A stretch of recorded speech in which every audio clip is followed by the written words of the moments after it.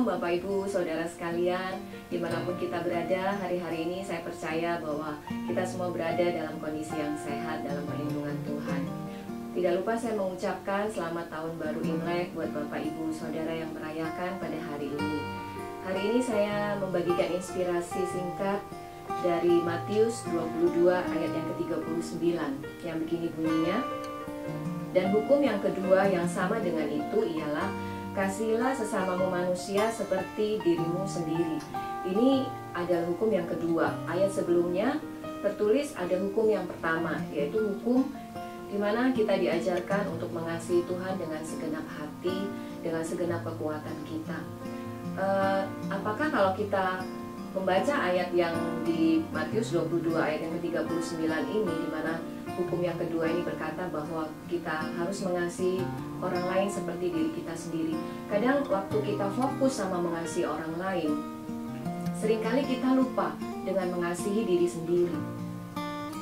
Saya berpikir bahwa perlu untuk mengasihi diri kita sendiri sebelum kita mampu untuk mengasihi orang lain. Lalu pertanyaannya adalah, kalau begitu apakah Tuhan mengajarkan kepada kita untuk kita menjadi orang yang egois, yang selalu mengasihi dan mengutamakan diri sendiri lebih daripada segalanya? Saya percaya kalau kita belajar untuk mengasihi Tuhan dengan segenap hati, lebih dulu, terutama, dan yang paling utama dalam kehidupan kita, pasti kita juga punya karakter, punya kepribadian Kristus yang kita mau mengasihi orang lain. Itu secara otomatis. Sebelum kita melangkah untuk bisa menjadi pribadi yang demikian, kita perlu untuk menerima diri kita sendiri apa adanya. Kalau kita terlalu fokus pada ayat ini bahwa saya harus bisa mengasihi orang lain, saya harus bisa mengampuni orang lain, saya harus bisa menerima kesalahan orang lain, tapi sebelum kita berdamai dengan diri kita sendiri, itu akan menjadi sesuatu yang sulit untuk kita lakukan. Hari ini saya pengen kita merenungkan sedikit bahwa tidak ada salahnya untuk mengasihi diri sendiri. Tahun baru biasa identik dengan beli baju baru, lalu mulai potong rambut, mengubah penampilan supaya tampil lebih fresh dan sebagainya, mempersiapkan makan malam, kudapan, dan segala macam. Tapi mengasihi diri sendiri tidak cukup hanya dengan memelihara penampilan yang dari luar. Menerima diri sendiri, pertama adalah menerima bagaimana keadaan kita secara fisik. Tuhan ciptakan kita seperti ini. Mungkin dengan yang berbeda-beda latar belakang. Ada yang kulitnya hitam, kulitnya putih, matanya sipit seperti saya, dan seterusnya. Menerima diri sendiri adalah bentuk mengasihi diri sendiri. Tuhan mau kita hari ini kita mengasihi diri kita.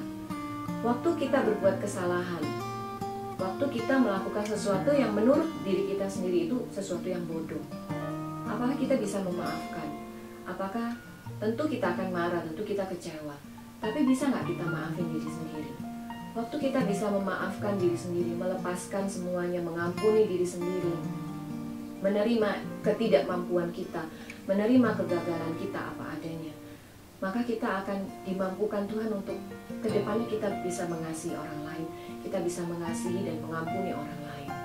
Tuhan berfirman dalam Mazmur 139 ayat 14, Aku bersyukur kepadamu oleh karena kejadianku dahsyat dan ajaib. Ajaib apa yang kau perbuat dan jiwaku benar-benar menyadarinya. Kalau kita mengerti ayat ini, kita merenungkan ayat ini, kita akan tahu bahwa waktu kita tahu kejadian kita itu dahsyat dan ajaib, Tuhan menciptakan kita begitu rupa, Tuhan mengasihi kita, Tuhan menenun kita dari kandungan ibu kita, Tuhan begitu mempersiapkan segala sesuatunya sampai kita lahir ke dunia. Tuhan punya rencana yang besar dalam kehidupan kita.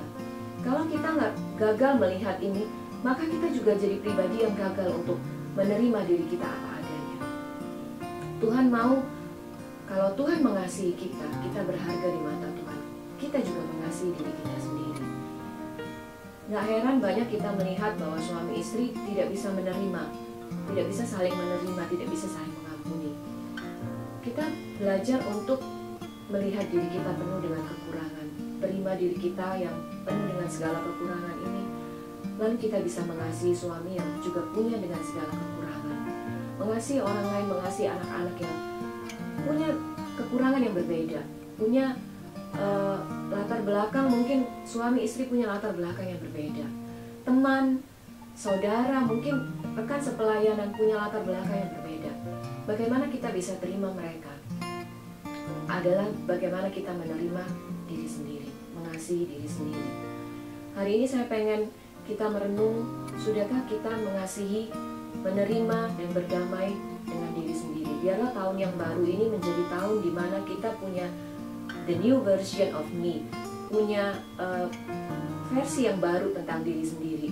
Bagaimana saya menerima, bagaimana saya mengampuni, bagaimana saya berdamai dengan diri sendiri, untuk kedepannya saya bisa menerima orang lain apa adanya. Saya bisa mengampuni mereka, saya bisa mengasihi mereka tanpa syarat, sama seperti Kristus mengasihi saya. Sekian inspirasi saya hari ini. Saya berdoa bahwa Bapak Ibu diberkati. Tidak lupa saya mengucapkan kongsi wacai, Sin Yan Kuai Le. Tuhan Yesus memberkati.